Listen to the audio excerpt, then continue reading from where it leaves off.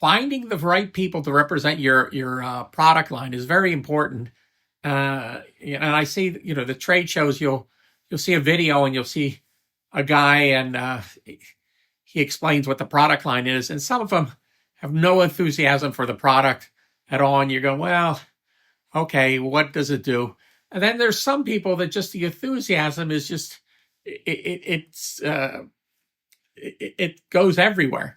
And I remember going to the NAMM show, and I was in Hall E, which was downstairs, and I was walking around and I see this guy, and he had like a picnic table. There's a couple picnic tables, and he had all these speakers there. Never heard of the speaker line, and he was playing the music pretty loud, and this guy was just like dancing around like a maniac to the music, and he was just jamming to this music that was going on. And I walked up. I had to see what was this product line that he was promoting, and it was Adam speakers. And at that point, no one ever heard of Adam. And the guy that was dancing around like a maniac was David Bryce. And his enthusiasm was so infectious, it just got you interested in the line. And it's kind of rare to find people like that, but he really did a great job in promoting that line and getting it out there. And I think Adam speakers wouldn't be as big as they are if it wasn't for that one guy who just got everybody interested in it. I think in the long run, there was a falling out or something happened, and he doesn't have anything to do with that line anymore. But he went on to promote Affion, the Finnish line. He sent me a pair of their speakers, but he sent them to me, and I couldn't listen to them because I had a bunch of other stuff, so I had to just send them out. But he got that line going too. But you see some of these people at the NAMM show, and it's so funny, or the AES show, and they're saying things like, well, I don't want to say these are the best speakers in the world, but I'll stand by that statement. And you go, boy, they come off either arrogant or they don't know what they're talking about, or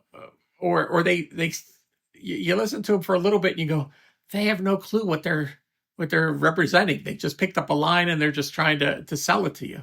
And then you find some people that are actually, they know the line, they can go through the whole thing, and they're very knowledgeable, and they earn your respect right away. So I guess that's the bottom line, is earning your respect and getting you enthusiastic about the line.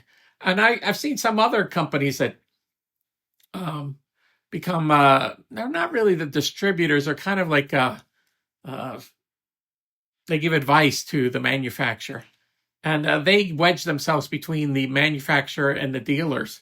And some of these guys, they're very bad news. I used to see, there was one guy, and I'm not going to name his name, but it used to be that you could sell from one dealer to another 10% over cost. And then the dealer, would make whatever, another 10% on top of that. And it was just an accommodation thing. And there was a whole network of dealers. Everybody knew each other. Well, then these kind of guys got involved, and they wanted contracts, and they wanted to know how much you were selling things for, and they wanted to know where it was going. They just wedged themselves in between the deal, and because they created so much work that needed to be done, you just kind of said, forget it. I'll sell the guy something else. He doesn't need to buy this.